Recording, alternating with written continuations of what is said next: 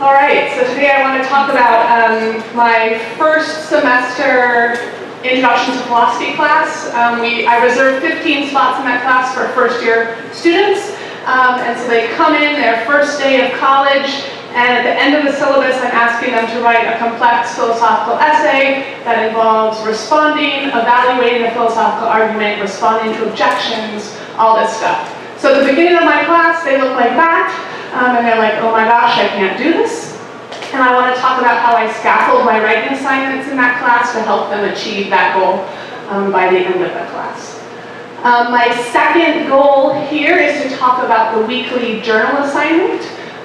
So Buddy Goodjohn and the Effective Writing and Speaking Board last year did a study of first year writing at Randolph College. And one of the things that they discovered is that the weekly journal assignment is on the rise in our classes. We're assigning it more often. And they raised a couple of questions about that, wondering if it's teaching our students writing skills or just giving them the opportunity to write repeatedly at their same skill level. And so I use the journal assignment a lot in my class, and I want to talk about how to use it to teach targeted writing skills, and that's part of the scaffolding here. So the journal assignment is really good for getting students to read. You have to write about the text before you come to class, to just get them writing often, regularly, and to prepare them for class discussion. And I've seen those benefits in my class. In addition, I want to show you how you can use it to develop these specific writing skills, at least something that's worked in my class. So every week my students have to respond to one of the course texts. So here are all their journal assignments. And then I combine it with a book that I use called They Say, I Say, The Moves That Matter in Academic Writing. There are lots of ways to do this. This is just one way I do it, to help formalize their assignments and prepare them to write that great essay. So here's the contents of the book. I especially work from parts 1 and 2. So the challenge for me is that I'm teaching a philosophy course, and I also want them to become better writers. So how do I combine these two things? So I try to teach each week one of these skills in their writing assignment. So say on Monday, we talk about philosophy for 3/4 of the class. And then the last 10 or 15 minutes, I turn to teaching about the art of summarizing. And I give them some tips on how to summarize what they're reading, summarize for a purpose. And then I send them home to read The Art of Summarizing from this book, along with their philosophy reading. And then at the end of the week, I will have them write a reading response to the reading using this new skill.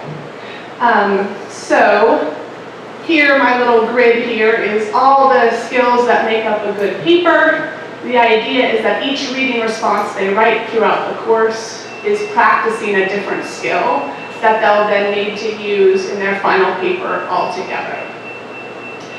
So one thing I really like about this book that some people might not like, but it works for me and my students, is that each chapter contains a series of templates. And these templates, here are some examples for explaining quotations, for agreeing, for establishing why your claims matter. I find that my students, not only do they not know how to think in relationship to someone else's ideas, but they don't have the language to articulate those ideas once they start figuring out how to think about the ideas of other people. So I find that giving them just some phrases that as academics we know, we use all the time, we read them in every article that we ever read, but they're less familiar with. Giving them these phrases gives them some tools to think more fluidly. So I found specific success with these agreeing and disagreeing templates. So, for example, there's on the let's see, I guess I don't have my disagree ones up here. They're on your sheet, they're on your handout. Jagger's claim that blank rests upon the questionable assumption that blank. And these templates, I find that they think more complexly when they have to fill in these blanks. It's kind of like academic Mad Libs, right?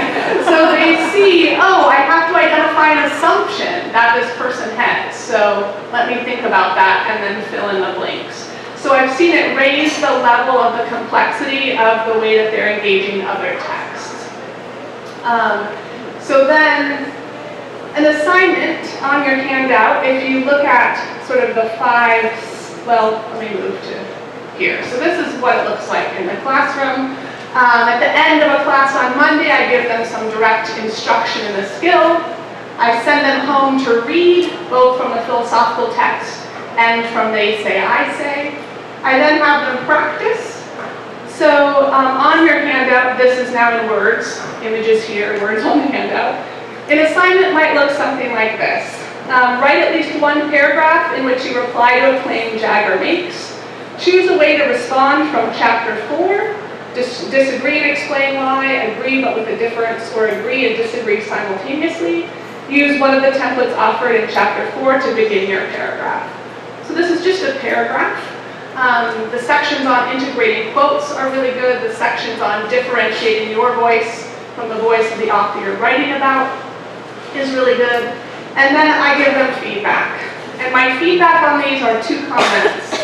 One is a comment on the content of their idea and how they might push it further. So they might explore that in a paper later. And 2 is a comment on how well they completed that writing task. And then I ask them to put all their skills together for their final paper. Another thing that this approach gives us is in the class we have a language of common ways of talking about these parts of their essay. So if I do peer review or when I give them comments on their essay, I don't have to explain how to integrate a quote. I can say, you didn't integrate your quote. Go back and read chapter 2 on the art of quoting and fix this. So it gives me a resource to send them to so that I'm doing some explicit writing teaching, but also giving them a resource to use outside of class so that I'm not spending all my minutes every day on writing instruction, which I can easily do, but they need to learn some philosophy too. So that's the process. That's how I scaffold my writing assignments and try to use my journal assignments to not only have them think about the text, but practice targeted singular writing skills, one at a time, instead of all together in an essay. Questions? Yeah. I've also used this book, and I'm interested in how you put your percentage of grade based on what they're practicing and their final product. Because I want them to do it, but I want it to be so that they can have productive struggle. I love that word that Cheryl used. Yeah. But I think if I don't give any percentage to it, then they're less likely to do it. To the reading response assignment, you mean? Yeah. So I do it on completion. Did they use the template? Did they write a paragraph? Did they think about it? Right? So it's more like check, check plus, check minus, rather than ABC. I've done both, and when I start getting into percentages, they get too uptight about it. Yeah.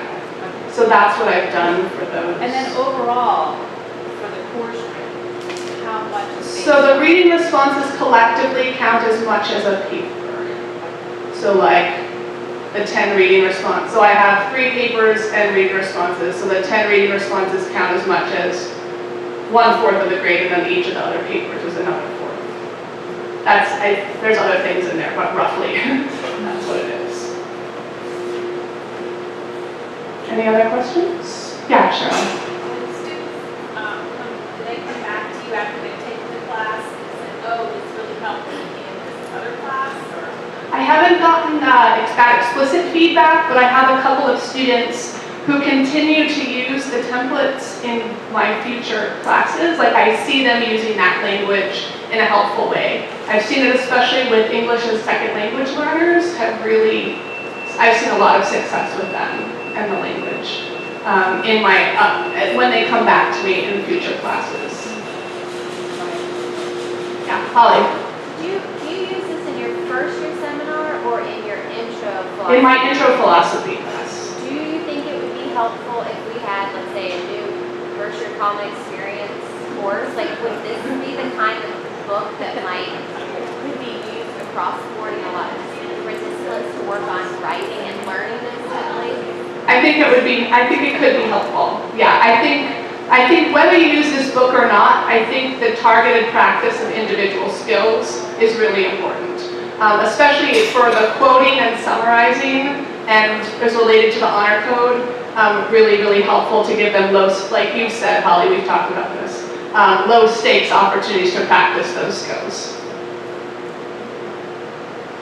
Yeah, Karen.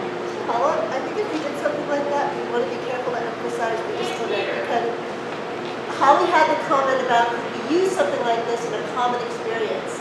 And I think this kind of approach is really great in certain disciplines, but in others it could end up confusing them later, because when you read a scientific paper, some of those phrases we would red flag them and say, where are your citations, where are your references? It's a different style. So I think it'd be powerful if we could highlight the different approaches in different disciplines and have references for different ones. So I love that idea if we can embrace the different disciplinary approaches that students are going to encounter while they're here and there. There's also a section here in part 4 that I have not used, but may be a resource of writing in different disciplines. And I don't know what they're like and if you like them for that, but there might be resources there. And the templates, admittedly, like there's a lot more you have to do in addition to the template, right? So those things could be brought into conversation with the template. So yeah, that's not enough. Thanks.